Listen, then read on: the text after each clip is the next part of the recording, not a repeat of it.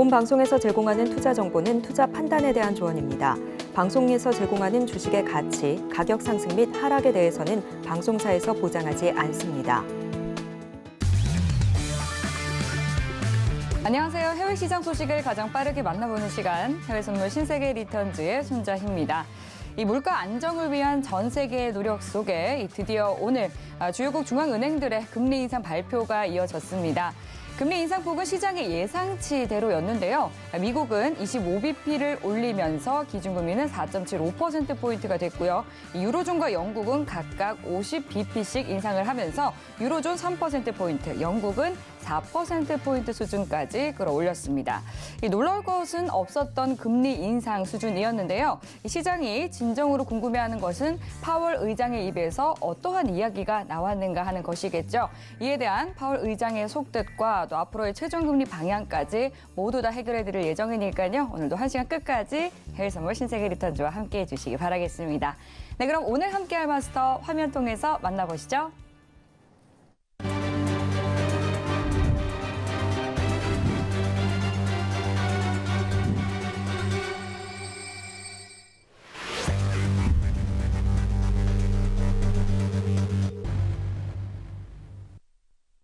네, 목요일 해양 마스터님과 함께합니다. 반갑습니다.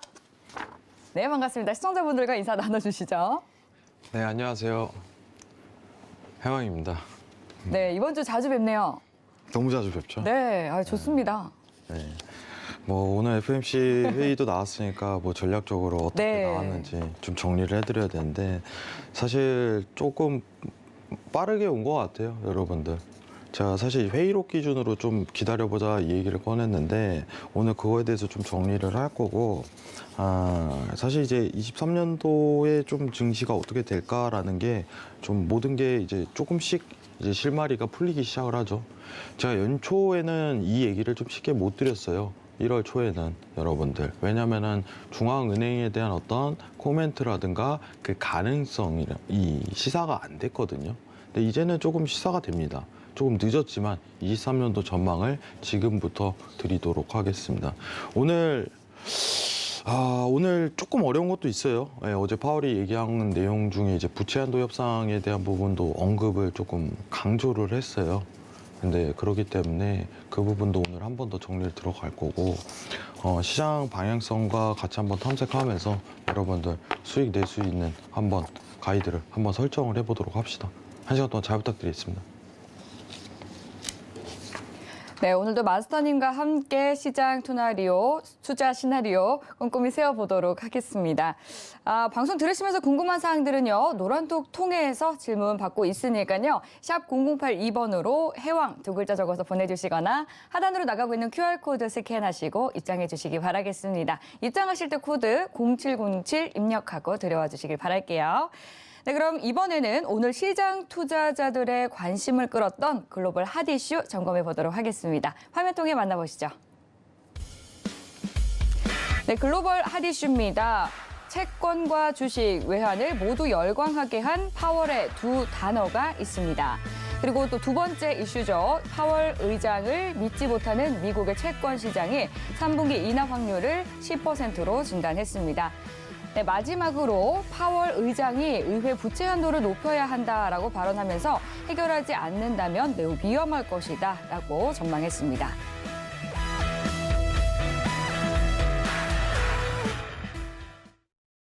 네, 글로벌 핫 이슈 세 가지 이슈를 꼽아왔는데요. 먼저 첫 번째 이슈부터 짚어보도록 하겠습니다. 전일 이루어진 연준 의장의 기자회견. 그러니까 이제 전일이 아니라 오는 새벽이 됐죠. 시장은 비둘기적으로 해석을 하고 있는 상황입니다. 그로 인해서 채권과 주식 그리고 외환 시장 들썩이고 있는 상황인데요. 투자자들을 설레게 한 그의 발언이 무엇이었냐면요. 노동시장 강세 속에서 인플레이션이 억제되어가는 걸 보면서 기쁘다라고 발언을 했습니다. 이 부분 좀 어떻게 해석을 해야 할지 보다 정밀 진단해 보도록 하겠습니다. 어떻게 보셨을까요, 마스터님? 일단은 한마디를 했긴 했는데 더 네. 추가적으로 안 좋은 표현은 올해 금리 인하는 없다. 네. 이 부분을 설명을 했고 그리고 방금 얘기한 두 단어 네. 이게 굉장히 파장이 컸죠. 그렇죠. 제가 어제 전일은 이제 시장을 대응해보고 그 다음 방향성을 좀 탐색을 하자. 네. 왜냐하면 파월의 멘트에 의해서 시장이 좀 갈릴 거다라는 평가를 했는데 사실 둘 다 좀 저는 긍정적인 표현이라고 좀 생각을 하거든요. 두 단어 포함해서 올해 금리 인하 없다. 이것도 긍정에 대한 표현이라고 생각을 해요. 이유가 궁금합니다. 앞에 두서가 올해잖아요. 네. 금리 인하 언젠가는 내릴 것이니까요. 반대로 얘기하면 금리 인하 계획은 아직 없다. 예. 라고 얘기를 하면 너무 극단적이겠지만 올해 금리 인하는 없다라는 거는 내년에 금리 인하를 할 수 있어. 우리. 네. 근데 뭐 이거 관련 금리 인하 계획 관련해서는 이제 다음 달 FMC 회의에서 이제 점도표 발표를 통해서 여러분들 시장에 대한 어떤 페드 의원들의 의견을 한번 볼 수 있는 기회가 있을 거라고 생각을 해요. 근데 중요한 거는 지금 어제 사실 파월의 입에서 디플레이션이라는 말이 나왔어요. 디플레이션. 자, 우리 이제 알지만 우리 너무 인플레이션 말만 이제 언제부터 나왔나요? 네, 20년도부터 계속 인플레이션. 근데 파월의 입에서 디플레이션에 대한 얘기가 나왔습니다. 사실. 지금 우리가 이 부분 때문에 시장이 상승을 할 수 있다라고 얘기를 했는데 이 말 한마디에 어떻게 시장이 좀 바뀌었냐면 미국에 대한 최종 금리가 5%대로 변경이 됐어요. 5.25%에서. 금리 인하 확률이 내려간 거예요, 여러분들. 지금 자마 하단을 보시면은 파월이 이 얘기도 했었네요. 경제 성장 연착륙 가능성 높다. 이 부분도 있는데 지금 어제 많은 얘기 중에 이제 목표 물가 상승률 2%라고 얘기를 했는데 원래 미국 기준으로 전체적인 평가를 봤을 때 목표 물가치는 2%예요. 근데 이걸 향해 내려가고 있는 것도 지금 팩트입니다. 근데 연착륙이라는 말은 저는 좀 사실 꺼리고 싶어요. 올해는 경기 침체가 더 들어갈 가능성이 굉장히 높으니까. 근데 중요한 건 최종 금리에 대한 형태가 나와야 제가 시장이 상승한다라고 언급을 했는데 이제 나왔네요. 라고 평가를 드리고 싶어요. 나왔네요. 뭐 간단하게 좀 정리하겠습니다. 예. 어제 반전에 대한 얘기가 나왔습니다. 디플레이션 그리고 기쁘다 이 표현 하나로 5%대에 대한 최종금리 설정이 거의 마무리되어 간다 이렇게 평가하시는 게 제일 좋을 것 같아요. 이상입니다. 네, 이 파월 의장의 발언에 대해서 명료하게 또 분석을 해주셨고 바로 이어서 다음 두 번째 뉴스까지 살펴보도록 하겠습니다. 간밤 미 연준은 두세 차례 금리 인상에 나설 것이다라고 했지만 시장은 이것을 금리 인상 종료의 시그널로 받아들이는 것 같습니다. 이 일에 페드워치는 처음으로 7월 금리 인하 가능성을 반영했고요. 또 9월 25 베이시스 포인트 이상의 인하 가능성은 10% 이상까지 높이는 모습입니다. 앞서서 이제 파월 의장이 올해 금리 인하는 없다라고 발언을 했지만 시장 투자자들은 그래도 올해 금리 인하 나설 수 있지 않을까라는 기대감을 나타내고 있는 상황인 것 같은데요. 이 부분에 대해서는 해양 마스터님 어떻게 해석을 하실까요? 이거는 이제 확률일 뿐이죠, 사실. 네. 이제 확률 10%는 굉장히 낮은 수치인데도 어제 굉장히 긍정적인 효과였다. 최종 금리에 대한 형태가 네. 긴축이 마무리되어가는 빠른 시일 내에 마무리되어간다는 하나의 표현이긴 한데 올해 금리 인하 없다라고 사실상 언급을 했는데 네. 사실 이제 금리를 3분기에 인하하는 건 저는 사실상 어렵다고 봐요. 예, 근데 여태껏 이 연준 의장이라든지 뭐 연준에서 좀 말바꾸기가 있었잖아요. 그래서 사실 믿지 못하는 게 최근에 아닌가. 많이 그랬죠. 네. 최근에 사실 굉장히 많았어요. 그러니까요. 요 2, 3년 동안 말 바꾸기가 너무 많았어요. 예. 이 단기간 내에. 갑자기 내년에 한다는 거 올해 갑자기. 네. 뭐 이런 식으로. 근데 지금 상황에서는 네. 사실 제가 여러분들한테 좀 과감한 발언을 사실 하나 꺼내면은 네. 금리를 만약에 실제로 3분기 인하하면 올해 이제 경제 대공황이 빨리 올 수 있어.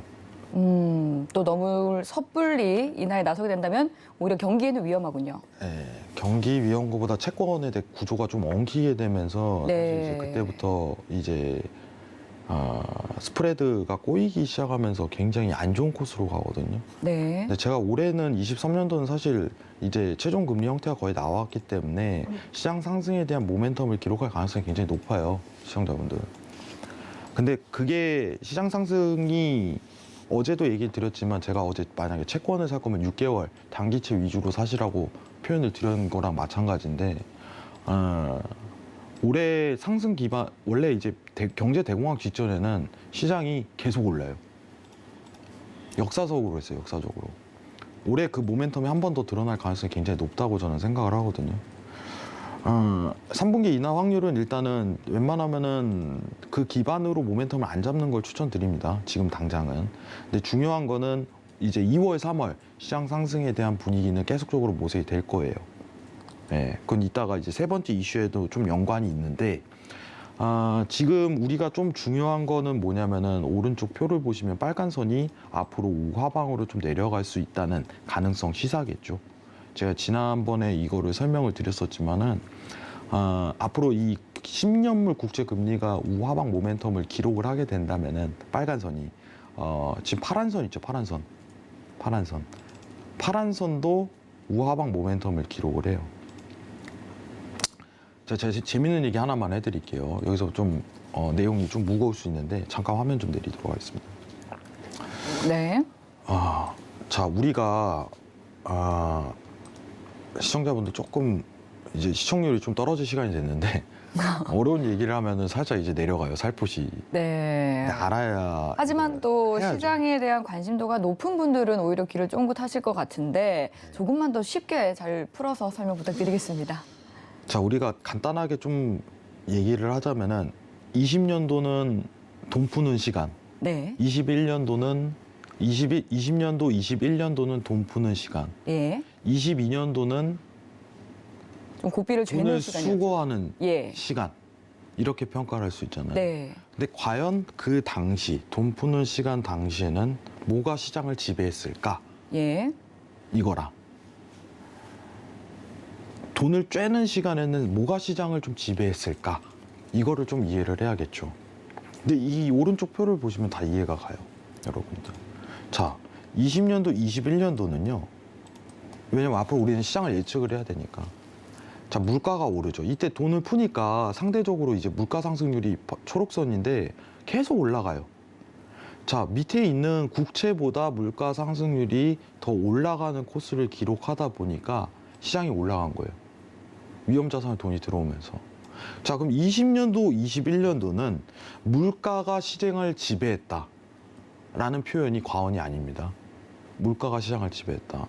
자, 근데 긴축이 들어가면서 물가는 내려가고 있는데 그 변동성보다 국채에 대한 변동성이 굉장히 높았어요. 이 기울기를 판단해 보세요.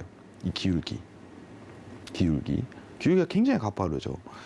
그러니까 국채 금리가 시장을 지배했다라고 표현할 수 있겠죠, 여러분들. 자, 우리가 앞으로 한 번 더 봐야 되는 게 앞으로 그러면은 뭐가 시장을 지배할까요? 라고 얘기를 했을 때 물가일까요? 국채 금리일까요? 이 두 가지를 선택한다면 저는 국채 금리라고 얘기를 드리고 싶어요. 지금 2%대에 여기 보이시죠? 이게 이 10년 기대 인플레이션 BEI거든요. 초록선이. 잠깐만 화면 좀 내릴게요. 네. 네. 지금 그러니까 이제 어제부터 계속해서 지금 금리 그리고 채권에 대한 중요도를 강조를 해주고 계신 것 같습니다. 네. 정확합니다. 네. 자, 지금 보시면은 네. 자, 이 초록선이 이제 물가인데 이게요, 과연 가파르게 움직일까요, 올해? 저는 아니라고 생각을 해요. 그렇죠. 네, 이게 가파르지 않고 지금 이 정도에 대한 다운그레이드를 그릴 가능성이 높아요. 이 기울기 정도. 근데 최종금리 형태를 그리면은 10년물 국채금리가 이거보다 더 낮은 기울기로 그리기 시작하면서 실질금리가 내려가기 시작하는 겁니다. 그러면 국채금리가 시장을 지배합니다라고 평가하는 게 제일 맞겠죠. 현실적으로 국채금리가. 그러면은 국채금리에 대한 어떤 이 기울기 변동성이 가리키는 그래프에 의해서 시장에 대한 방향성이 결정이 됩니다라는 표현이 좀 더 옳을 것 같아요. 여러분들 시장이요 앞으로 막 이게 유동성 20년도, 21년도처럼 막 이렇게 올라가는 걸 보고 싶죠? 여러분들 보고 싶으세요? 여러분들 보고 싶다는 사람 있을 거예요. 아 그래야지 내 계좌가 좀 복구가 되는데. 네. 예. 근데 저는 냉정하게 얘기해 드릴게요. 그 정도 못 올라갑니다. 왜 그런지 아세요? 그거는 물가가 올라가고 있을 때 나타나는 현상이거든요. 만약에 지금 물가가 다시 올라가잖아요. 그리고 채권은 내려가잖아요. 그러면 그렇게 올라갈 수 있어요. 신기하죠? 증시는 그래요. 이해가 안 되실 거예요. 물가 올라가면 안 좋은 거 아니에요? 자, 미국은 이제 왜냐면은 증시가 올라가려면이라고 얘기를 드리겠습니다. 재밌는 표현을 드리는 거예요. 만약에 미국이 지금 금리를 이제 만약에 5% 넘어서 6% 막 이렇게 인상할 수 있을까요? 지금 일단 못해요. 경기 침체 때문에 힘든 과정이에요. 근데 만약에 물가가 올라가게 된다면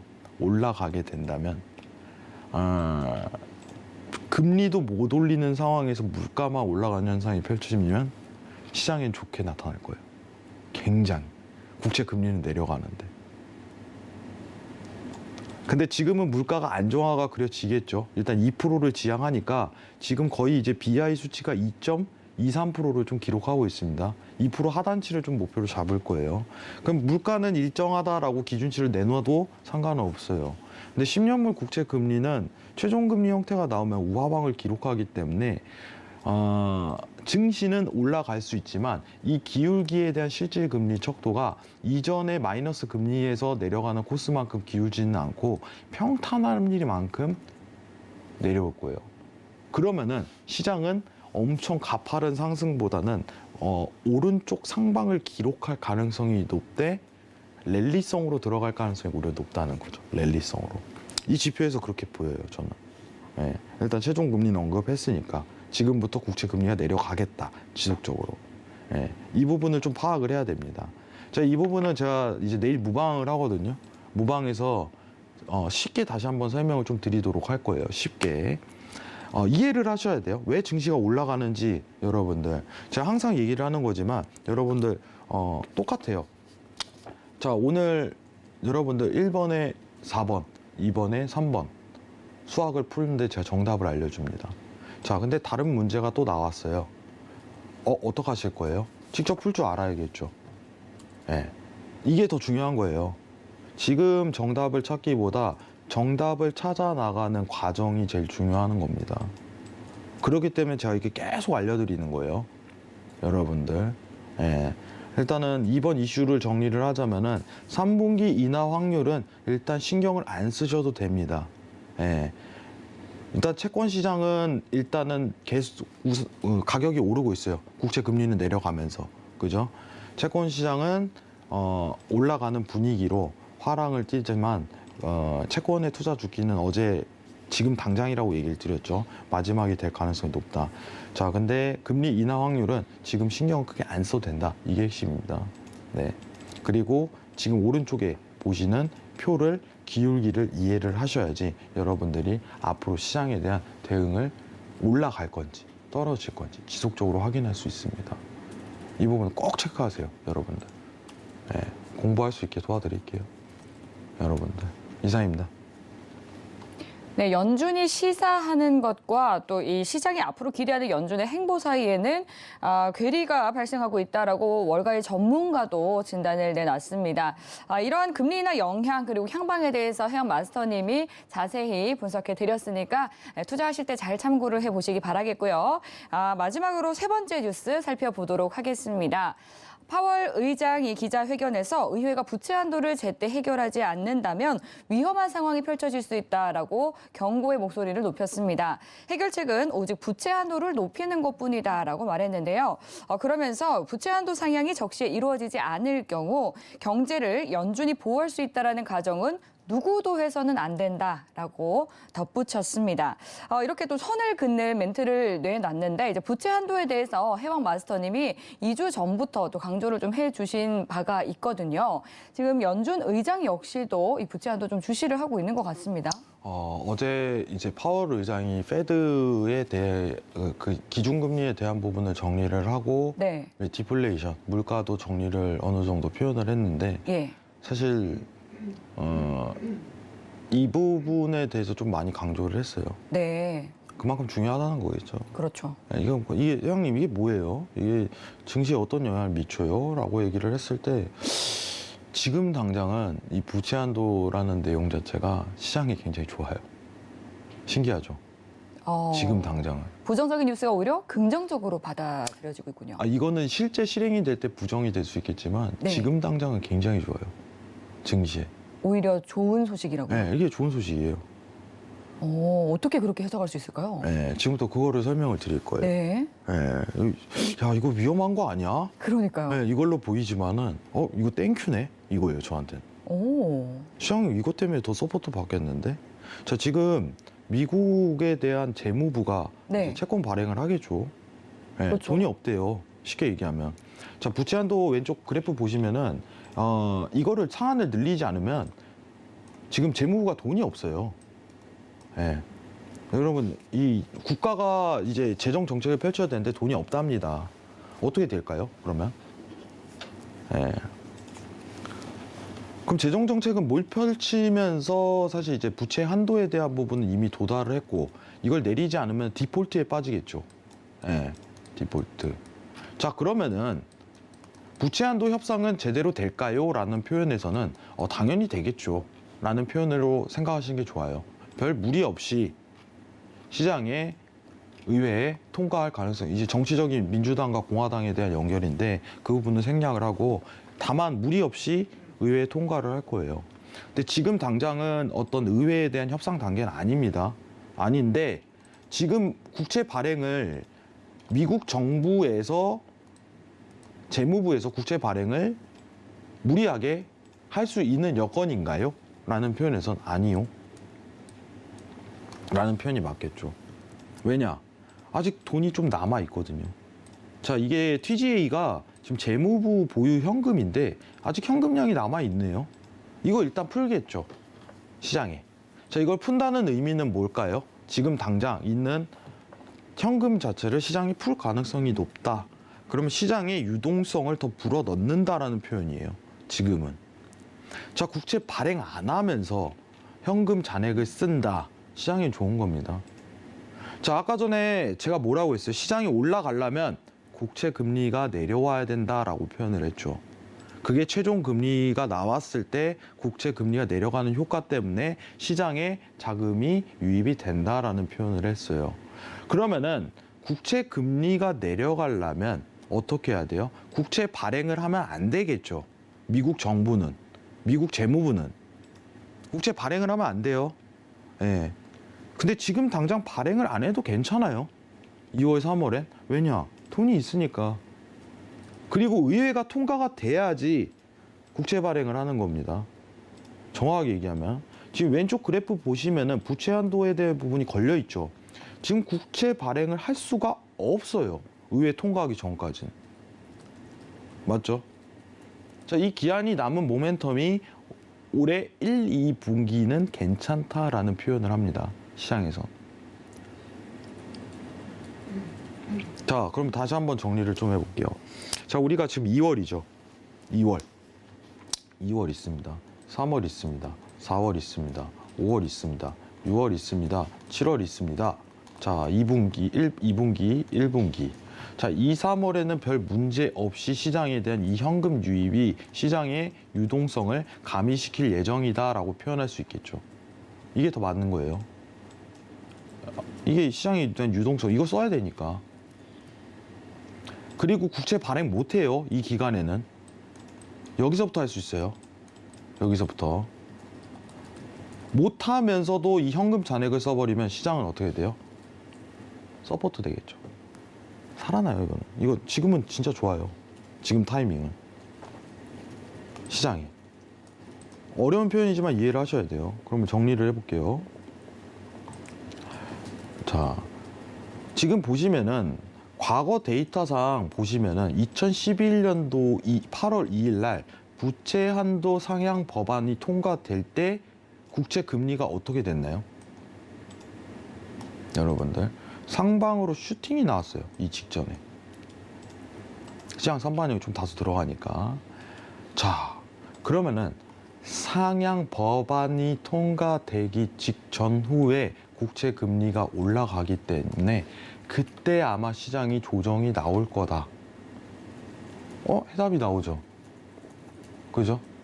근데 그게 3분기로 지금 의회 통과가 예상이 되는데 3분기 시작 전후 시장이 조정이 한번 열릴 가능성이 높다. 이런 표현이 더 맞겠죠. 그러면 2, 3월에는 그거를 방지하기보다 TGA 재무부 현금에 대한 부분을 써야 되기 때문에 그게 시장의 유동성을 더 가미시킬 가능성이 높기 때문에 2, 3월에는 시장이 훈풍이 더 들어설 가능성이 높아요. 야, 이거 완전 땡큐네. 최종금리 어제 디플레이션 발언했고 지금 당장은 현금 유동성을 더 뿌릴 수 있는 재무부 잔액이 있다는 건 땡큐. 이렇게 외칠 수가 있는 거예요. 4월에는 사실 가미한 조정적인 부분이 현금 유동을 좀 수축시키는 세금 납부 시즌이 돌입되기 때문에 이 현금 유동이 가미가 안 될 가능성이 높아요. 그죠? 제일 중요한 건 뭐 이제 국채 금리가 계속적으로 우하방을 기록할 가능성이 있는데 자, 조정적인 측면 보면 4월 조정, 3분기 전후 한 번 조정, 그 이후에는 시장 상승 모멘텀 이 정도로 추측할 수 있는 거겠죠. 이게 23년도 계획이에요. 아시겠죠? 이따 차트 보면서 이거 평가를 한번 드릴 거예요. 근데 제가 국채 금리가 제일 중요하다고 했어요. 시장의 훈풍이 불기 위해서는. 근데 이제 부채 한도 협상에선 국채 발행을 의회에 딱 통과를 해버리면은 국채 발행을 해버리죠. 네. 그럼 국채 가격 어떻게 돼요? 내려가고 국채 금리 올라가겠죠. 국채 금리 올라가잖아요. 과거 데이터에서도 직전에 이때만 피해가면 되는 거예요. 시장을. 아시겠죠? 이때 되면 또 이제 제가 여기서 이 자리에서 얘기를 해드리겠죠. 얘기를 해드리겠죠. 자, 부채 한도가 왔습니다. 하면서 시장이 좀 다소 조정이 들 수 있겠네요. 지금 상황은 임기가 이제 부채 한도 통과 직전이다 보니까 시장 국채 금리가 오를 수밖에 없어요. 왜냐? 누구나 통과할 걸 뻔히 아니까. 왜냐면 이거 안 하면 미국 파산하는데 이거 냅두겠어요? 공화당하고 뭐 민주당하고 맨날 싸우면서도 어떻게 보면은 합의를 보겠죠. 국가가 디폴트에 빠진다는데. 여태까지 그래 왔으니까 그 금액 자체가 그게 쌓아온 게 지금 이 과정이니까 이번엔 안 할까요? 이번에도 하겠죠. 이거 터집니다. 근데 나중에 경제 대공황할 때 그땐 제가 좀 말씀드릴 거고 중요한 거는 이 과정이 왜 2, 3월에 좀 훈풍을 불어들일 수 있는 과정인지 그것만 이해하시면은 여러분들 아직은 문제 없구나. 그럼 그때만 좀 조심하자라는 의견으로 많이 모아질 거예요. 아시겠죠? 이상입니다. 네, 부채 한도 이슈가 당장은 증시에 긍정적일 수 있겠다라고 정리를 해주셨습니다. 현재 시간 오후 11시 22분 지나가고 있는데요. 이어서 시장의 이슈 체크해보고 오겠습니다. 나스닥은 파월 의장이 올해 금리를 인하한다는 것은 시기상조라고 발언했습니다. 골드는 달러 인덱스 100선 터치해 11월 이후 21% 이상 상승했습니다. 5일은 미국 제조업 부진과 원유 재고 6주 이상 증가에 낙폭이 확대되고 있습니다. 유로 FX는 유로존과 영국이 기존 금리 50bp를 인상하면서 예상치에 부합했습니다.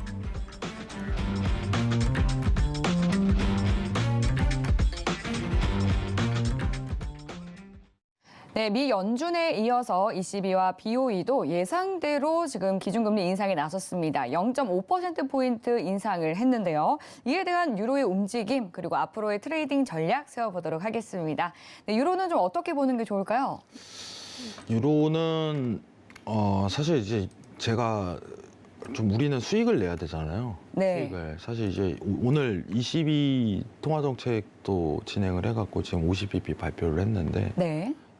유로는 아직 긴축에 대한 스탠스를 밟고 있는 과정인데 물가는 좀 상방 좀 꺾고 나오는 분위기다라는 네, 평가를 경제지표 하죠. 좋게 나오더라고요. 네.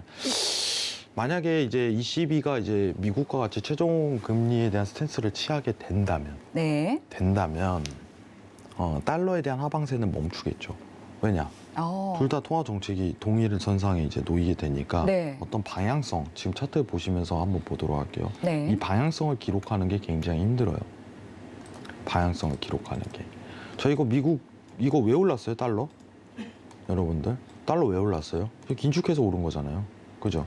긴축. 테이퍼링 과정부터 이제 금리 추가 스텝 이 인상까지. 자, 그럼 이거는 뭘까요? 이건 ECB 역할이죠. ECB도 이제 긴축을 도모하는 단계로 들어갔으니까 굉장히 긍정적으로 해석이 됐었죠. 근데 둘 다 만약에 동일한 스탠스를 취하게 된다라고 가정치를 내보냈을 땐 이 박스 P가 어울리겠죠. 박스 P가. 네. 근데 지금 ECB는 지금 물가가 피크다라는 얘기가 조금 들려오고 있지만은 최종 금리다라는 발언은 섣불러요. 아직.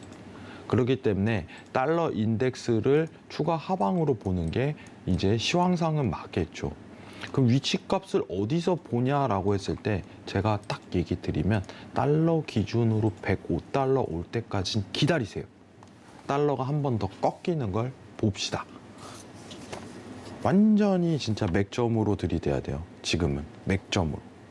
지금 우리가 차트 이제 기술 한번 보면은 이제 장에 대한 추세가 확실하게 들어지는 상황이 연출되면 최고 위치에 대한 매수 타점은 어디가 될까요? 라는 평가에 이 자리요. 이렇게 되겠죠. 이 자리요. 자, 지금 보시면 105달러 내외 이 자리가 유로 매수, 엔화 매수, 그리고 골드 매수를 보기에 최적에 대한 타이밍이 될 거예요. 최적에 대한 타이밍. 지금은 이제 단타 틱 차트 기준으로 봤을 때는 이제 달러 기준으로 상방 조정과 하방과 둘 다 기록할 가능성이 굉장히 높아요. 조정이기 때문에. 근데 장기 ETF라든가 어떻게 보면은 이제 장기 관점을 보시는 분에게 있어서는 지금 시장을 달러 매도를 추가를 붙지 말고 105달러 기준으로 유로 매수를 보시는 게 더 맞다. 이렇게 표현 드리고 싶어요. 엔화도 마찬가지고 여러분들. 이 정도만 평가하시면 됩니다. 오늘 ECB 통화 정책은 크게 의미가 없었어요. 사실. 어떤 스탠스를 앞으로 좀 가질 거냐. 최종 금리를 만약에 이쪽 친구들도 가이드를 설정을 한다면 달러 인덱스가 상방으로 꺾겠죠. 다시. 근데 아직은 그 단계는 아니다. 이런 표현을 좀 드리고 싶어요. 아시겠죠? 이 정도만 참고하시면 됩니다. 이상입니다. 네, 유로에 대한 매수 전략 알아봤고요. 이어서 다음 골드 확인해 보도록 하겠습니다. 달러 인덱스가 100선을 터치하면서 다시 고공행진 흐름 지속하고 있습니다. 골드에 대해서는 어떤 트레이딩 전략이 필요할지 하영 마스터님과 이야기 나눠보도록 할게요. 네, 골드 어떻게 보고 계실까요? 네, 어제 사실 이제 페드에서 이제 비둘기 탁 네. 나오면서 이제 달러가 더 하방으로 꺾였고 예. 이제 골드는 올랐죠. 더 추가 네. 상승. 이게 사실 이게 타점 잡기가 굉장히 무서워요, 골드가. 네, 너무 많이 올랐죠? 예, 왜냐면은 지금 더 따라 붙어도 되나요?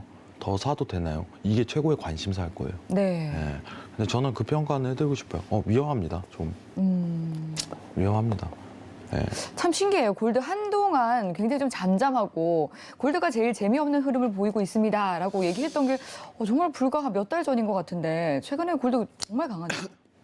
올해 좀 재밌는 얘기를 하자면 네. 증시도 오르는데 골드도 오를 거예요. 오, 신기하네요. 위험자산, 안전자산 같이 상승할 수 있다라는 그렇죠. 말씀이네요. 네.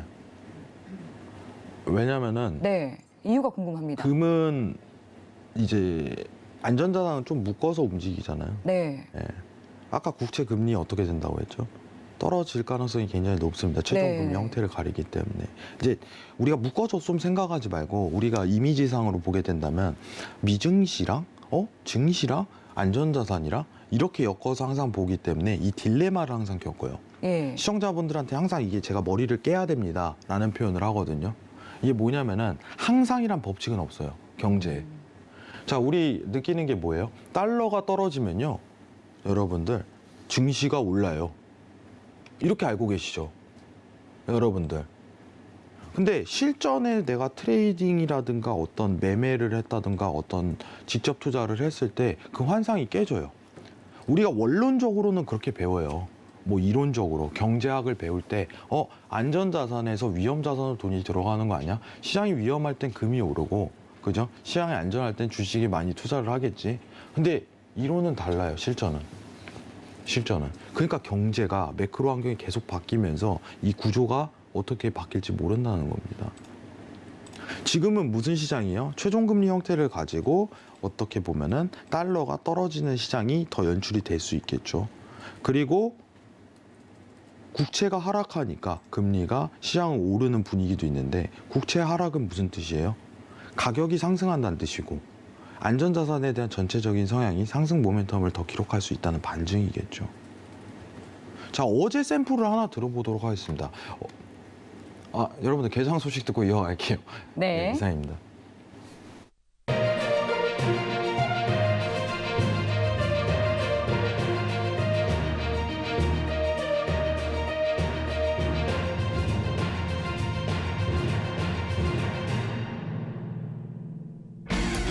네, 2월 2일 뉴욕 증시 개장했습니다. 3대 지수 상승 출발하는 모습이고요. 주요 상품들은 혼조세 나타내고 있습니다.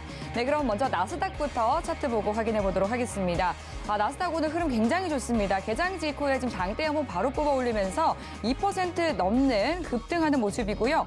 예상대로 나온 FOMC 결과 그리고 대형 기술주들의 실적 호주에 힘입어서 계속해서 상승 탄력을 강하게 받고 있습니다. 계속해서 고점 높여가고 있는 상황이고요. 지금 현재 12,722포인트 선 지나가고 있습니다. 네, 다음 5일 살펴보도록 할게요. 네, 원유 재고가 6주 연속 증가를 하면서 약세 움직임 보이고 있고요. 오늘도 제한적인 등락을 오갔습니다. 개장 직후에는 조금씩 떨어지는 모습 보여지고 있고, 현재 0.25% 하락한 배럴당 76달러 선 지나가고 있습니다. 네, 다음 골드 확인해 보도록 하겠습니다.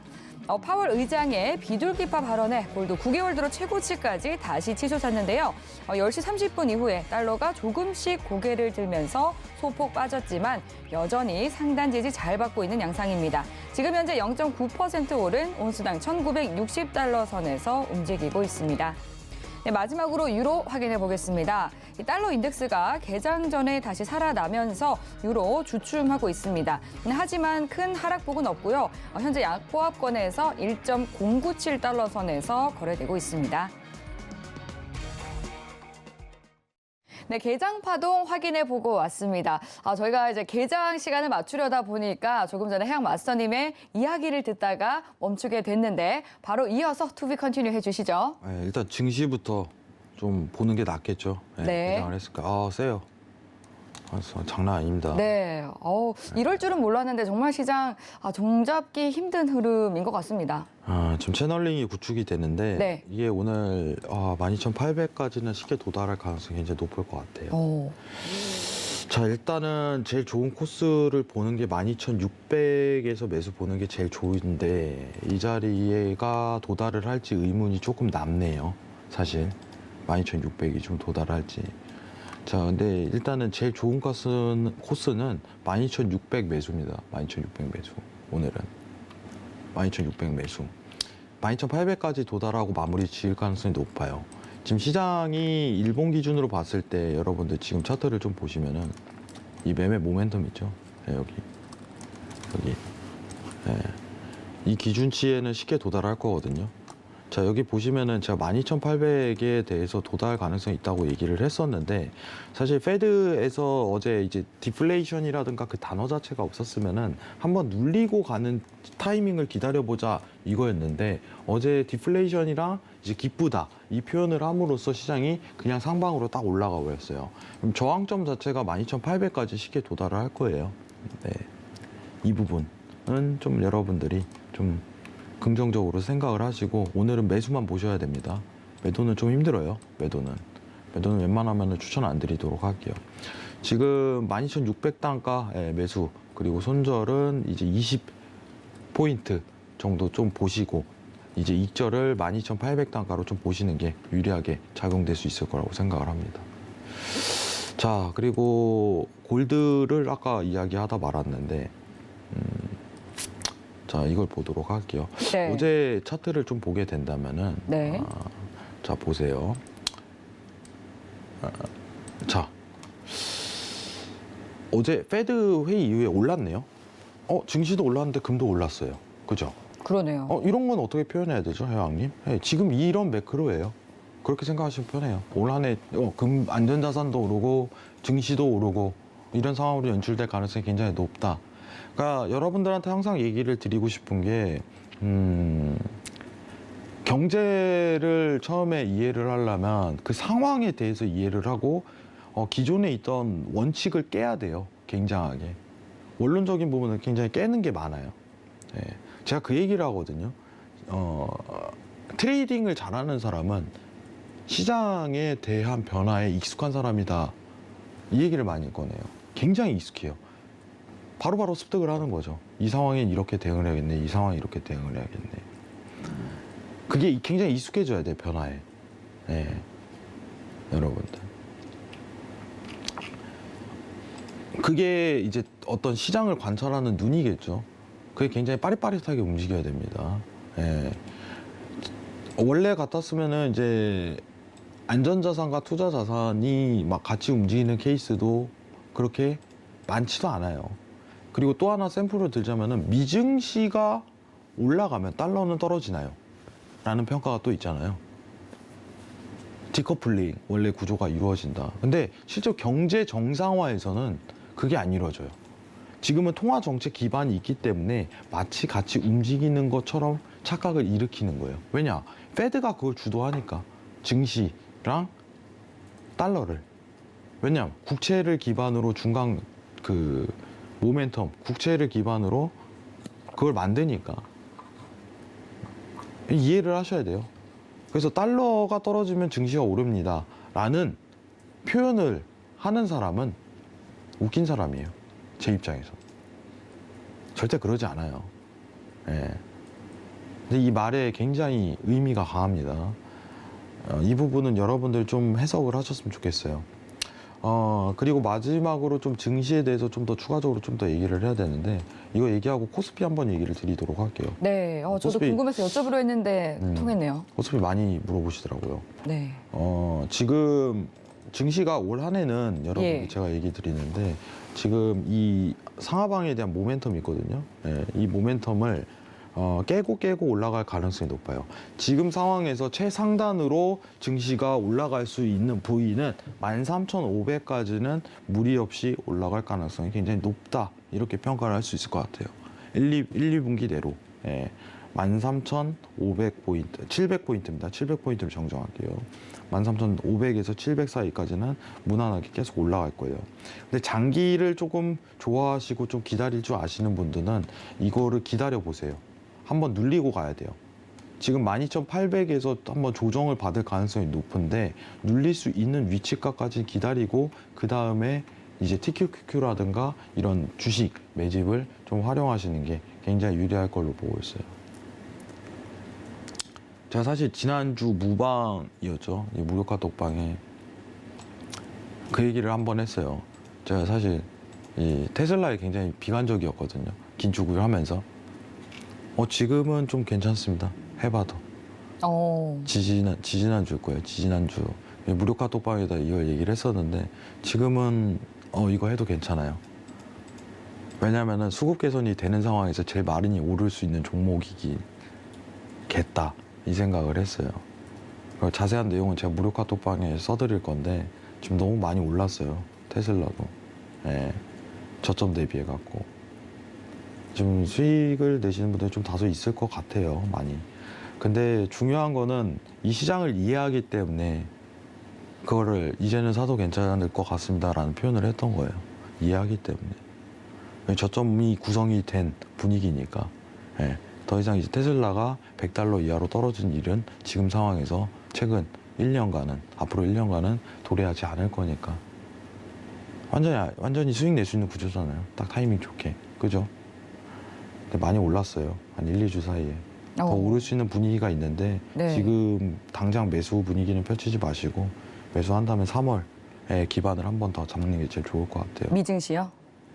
네. 미증. 지금 노란톡으로 테슬라 관련해서 이야기를 했다. 그리고 무료 공개 방송 통해서 얘기를 했다고 하셨는데 지금 유튜브에 김은정님께서 회장님 테슬라 감사합니다 하고 하트 보내주셨네요. 네, 진짜 했어요. 네. 투자하실 때도 도움이 되셨나요? 제가 2년 만에 했어요. 2년 만에. 네. 그러니까요. 이거 괜찮다고. 자, 코스피는 지금 아직도 네. 비관적입니다. 그렇군요. 저는 오늘 나스닥이 2%대 급등하고 있길래 이 훈풍 좀 이어받을 수 있을까 기대를 했는데 사실 내일 만약 어떨까요? 갭상승이 좀 들어갈 가능성이 높은데 네. 지금 증시가 12,800까지 그냥 스트레이트로 그냥 들어간다고 가정을 하면은 네. 2,550이거든요. 최상단이. 지금 이거는 제가 계속 이어가요. 2,550. 오. 근데 저항이 한 번은 좀 세게 걸릴 거예요. 세게. 선생님은 제가 조금 여기서는 발음이 이제 세네요. 세네요. 여기는 이제 네. 몇 분 남았죠? 지금 방송. 저희 시간이 좀 촉박하긴 합니다. 네, 한 좀 빨리 4분가량 하고 남아 끝내야 될 있거든요. 것 같아서. 예. 네. 좀 집중 좀 할게요. 네. 네, 조용히 있겠습니다. 네, 지금 좀 미리 좀 어떻게 보면은 좀 예상을 하는 건데 코스피는 좀 디커플링이 나올 가능성이 높아요. 이제부터. 미증시는 상승 랠리를 들어가는데 근데 그게 막 엄청 기하학적으로 그 부분은 보다는 자 우상향 모멘텀을 이런 식으로 미증시가 그린다면은 코스피는 우하방 모멘텀. 근데 작년과 같이 이제 깊은 골에 대한 하락보다는 좀 하방 모멘텀을 좀 다소 그릴 가능성이 높겠다. 이 정도 판단은 하고 있어요. 저는 코스피는 좀 비관적입니다, 사실. 냉정하게. 지금 오늘 이제 증시가 이제 종가가 이제 장대 양봉으로 좀 마무리가 지어진다면 내일 코스피는 좋은 바람으로 그릴 수 있는데 지금 일단 저항에 걸릴 거예요. 내일 만약에 시가가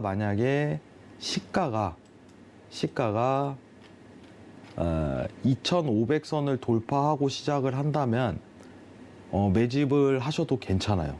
단기적으로.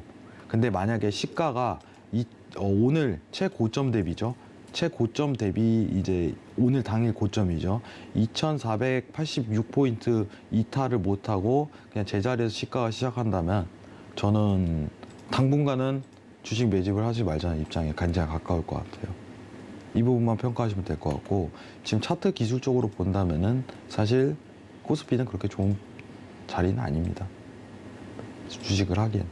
예. 이 부분은 제가 좀 냉정하게 표현을 드리도록 할게요. 자세한 거는 제가 이제 노란톡에서 얘기를 드릴 건데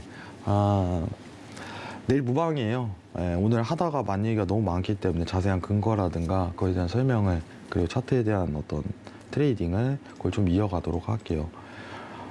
시간이 벌써 다 됐네요. 벌써. 네. 오늘 많은 얘기를 꺼냈는데 그렇죠. FMC 뭐 시장에 대해서 작년과 같은 깊은 하락에 대한 부분은 좀 이제 다소 주춤거릴 시기예요. 아무리 근데 코스피가 안 좋아도요. 네. 이 하방에 대한 모멘텀이 작년과 같은 깊은 하방은 못 들어가요. 네, 이런 부분으로. 다행이네요. 그런데 원달러 환율이 오늘 기준으로 한 10개월 들어서 최저치까지 떨어졌더라고요. 달러 때문에 그래요. 달러가 약세. 달러가 약세다 보니까 그런 거지. 그거 사실 제가 또 얘기 드리는 원달러로 증시 예측하지 마세요. 네. 예. 그 진짜 왜냐면 그거는 금융 위기 때 나오는 거지. 네. 그걸 예측하는 건 금융 위기 때는 양적 완화를 팍 풀어버리니까 달러 공급량이 엄청 늘어나거든요. 예. 그러니까 원달러가 팍 치기 시작해요. 어쩔 수 없이. 그것 때문에 그러는 건데 네. 너무 이제 우리가 이제 너무 단조롭게만 보는 거예요. 시장이 위험하면 원달러가 쳐. 어떤 공식처럼요. 그렇죠. 공식처럼 이해를 하니까 지금 같은 시장 구조에서는 원달러가 증시를 만들진 못해요.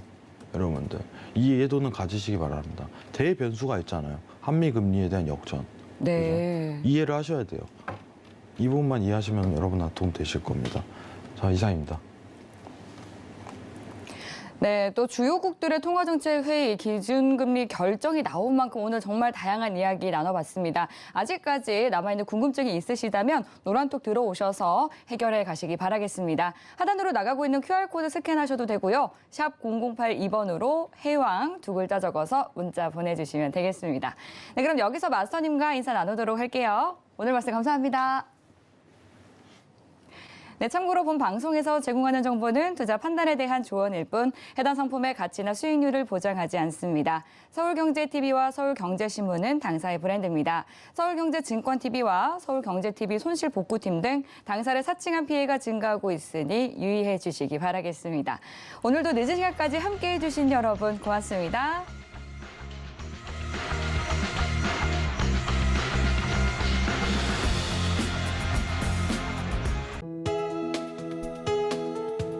본 방송에서 제공하는 투자 정보는 투자 판단에 대한 조언입니다. 방송에서 제공하는 주식의 가치, 가격 상승 및 하락에 대해서는 방송사에서 보장하지 않습니다.